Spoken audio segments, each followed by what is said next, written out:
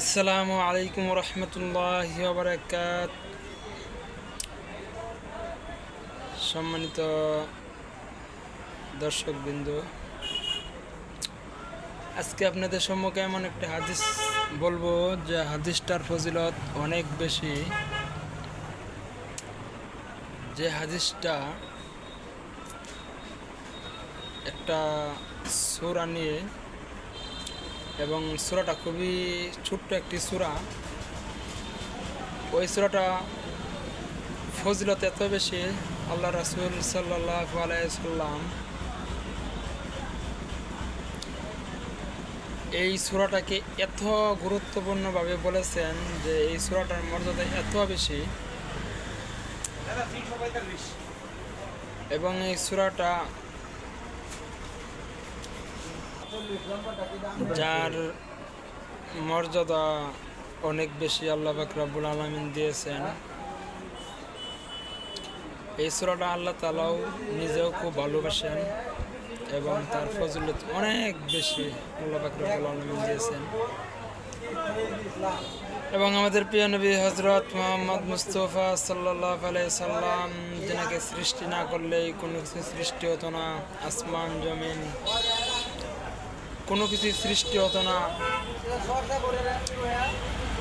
ওই নবী ওই সূরার বিষয়ে এত গুরুত্বপূর্ণ কথা বলেছেন যে হয়তো আমরা অনেকেই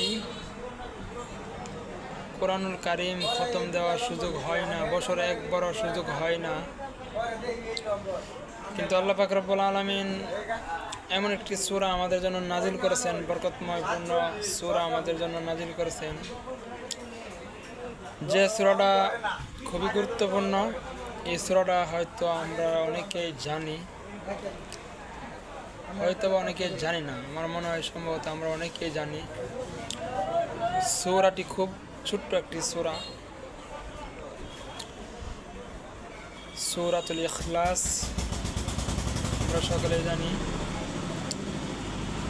এই সূরা কোনো মানুষ যদি আউযু বিল্লাহ বিসমিল্লাহ শহীদ 3 বার পাঠ করে, সূরাতুল ইখলাস, কুল হুয়াল্লাহু আহাদ আল্লাহুস সামাদ লাম ইয়ালিদ ওয়া লাম ইউলাদ ওয়া লাম ইয়াকুল লাহু কুফুয়ান আহাদ, এই সূরাটি যদি কোনো মানুষ পাঠ করে 3 বার, তাহলে আল্লাহ রাসূল সাল্লাল্লাহু আলাইহি সাল্লাম বলেছেন যে তার আমলনামায় এক খতম কোরআন শরীফের শব্দ হয়। সুবহানাল্লাহ। এজন্য আসুন আমরা সবাই এই ছোট্ট সূরাটি আমল করি। প্রতিদিন অন্তত 2 মিনিট সময় এই সূরার পিছনে দিয়ে আমরা প্রতিদিন এক খতম কোরআন সওয়াবের ফায়দা লাভ করি। এবং আল্লাহ পাক রব্বুল আলামিন আমাদের সকলকেই তৌফিক দান করুন, এবং আমাকে সবাইকে আমল করার তৌফিক দান করুন। আসসালামু আলাইকুম রহমতুল্লাহ।